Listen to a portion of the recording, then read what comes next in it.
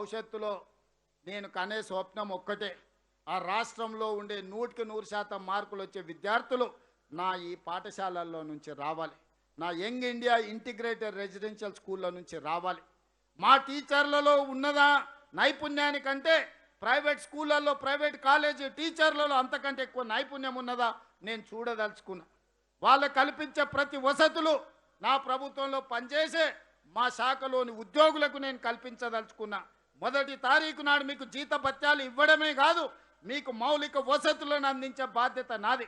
చాలా పాఠశాలల్లో గంట కొట్టేవాళ్ళు లేరు, బడి ఊడ్చేవాళ్ళు లేరు, లేకపోతే మంచినీళ్ళు అందించే వాళ్ళు లేరు, నాకు తెలుసు.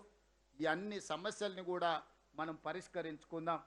దయచేసి మిత్రులారా, ఇక్కడ ఉండే టీచర్లకు ఇక్కడికి వచ్చినా రాకపోయినా 1,05,000 మా టీచర్లకు నా విజ్ఞప్తి ఒక్కటే, ఇది బరువు కాదు, ఇది బాధ్యత, ఇది ఉద్యోగం కాదు, ఇది ఒక భావోద్వేగం. ఈరోజు ఈ భావోద్వేగం తెలంగాణ పునర్నిర్మాణంలో మనం భాగస్వాములను కావాలి. ఈరోజు ఏ శాఖ ఏ ప్రభుత్వ ఉద్యోగి కొంత పని చేసినా చేయకపోయినా వచ్చే నష్టం కొంతనే. కానీ ఒక టీచర్ పిల్లలకు విద్య నేర్పకపోతే, పేదవాడి విద్యకు దూరమైతే ఆ కుటుంబం శాశ్వతంగా నష్టపోతుంది, కష్టపడుతుంది. ఇవాళ 19 లక్షల మంది పిల్లల కుటుంబాలు, 19 లక్షల మంది కుటుంబాల భవిష్యత్తు మీ చేతుల్లో ఉంది. ఈరోజు ఎవరైనా ప్రభుత్వ పాఠశాలకు వస్తుంది అంటే ఉపాధి హామీ కూలికి పోయేవాళ్ళు, కార్మికులు, రిక్షా కార్మికులు, ఆటో కార్మికులు, లేకపోతే దినసరి కూలీ చేసి బతికే వాళ్ళు ఈరోజు ప్రభుత్వ పాఠశాలలకు వస్తున్నారు. వాళ్ళ పిల్లల భవిష్యత్తే వాళ్ళ కళ్ళల్లో ఆనందం నింపుతుంది.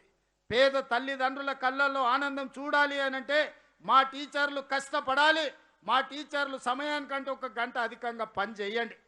ఈరోజు మనము మన పిల్లల పట్ల చూపిస్తున్న శ్రద్ధలో 50% ఈ పేద విద్యార్థుల పట్ల మనం చూపించాల్సిన అవసరం ఉన్నది. అందుకే ఈరోజు ఇంత మంచి కార్యక్రమాన్ని ఎల్బీ స్టేడియంలో పెట్టి రాష్ట్రానికే కాదు దేశానికి ఆదర్శంగా ఉండే విధంగా తెలంగాణ విద్యాశాఖను, తెలంగాణ విద్యా విధానాన్ని మనం అభివృద్ధి పదం వైపు నడిపిద్దాం. మీకందరికి అండగా నేను ఉంటా. ఈ శాఖను స్వయంగా నేనే పర్యవేక్షిస్తా. కొంతమంది విద్యాశాఖకు మంత్రి లేడని బుర్రలేని మాటలు మాట్లాడుతున్నారు. ముఖ్యమంత్రి విద్యాశాఖ మంత్రి.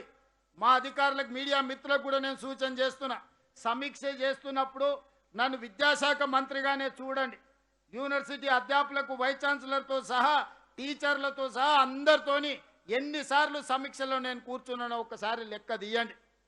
ముఖ్యమంత్రిగా కాదు, విద్యాశాఖ మంత్రిగా ఒక పేదవాడి ఆలోచన ఎట్లుంటుందో, గ్రామీణ ప్రాంతాలలో ఈ పేద ఎంత మార్పు తీసుకొస్తుందో ఆ మార్పుని కల్లారా చూసిన వాడిగా, అనుభవం ఉన్నవాడిగా ఈరోజు ఈ శాఖను నా దగ్గర పెట్టుకున్నా. విద్యాశాఖను ఎవరు పెద్దగా తీసుకోవాలనుకోరు. అందులో ఉండే సమస్యలు, చిక్కుముళ్లకు భయపడి దూరంగా ఉంటారు. కానీ నేనే ప్రత్యేకంగా కావాలి అని ఆ శాఖను నా దగ్గర పెట్టుకున్నా. ముఖ్యమంత్రిగా నేను రెవెన్యూ పెట్టుకోవచ్చు, ఫైనాన్స్ పెట్టుకోవచ్చు, ఎనర్జీ పెట్టుకోవచ్చు, ఇరిగేషన్ పెట్టుకోవచ్చు, ఏ శాఖ అయినా నేను పెట్టుకోవచ్చు.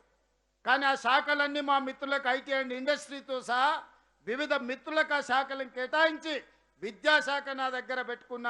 తెలంగాణ ఉద్యమం నుంచి, మొదటి ఉద్యమం నుంచి ఈనాడు తెలంగాణ సాధన వరకు విద్యార్థులను గమనించిన ఒక టీచర్ కేశవరావు గారిని అడ్వైజర్ కింద పెట్టుకొని ఈరోజు ఈ శాఖను ముందుకు తీసుకెళ్లే ప్రయత్నం చేస్తున్నాం.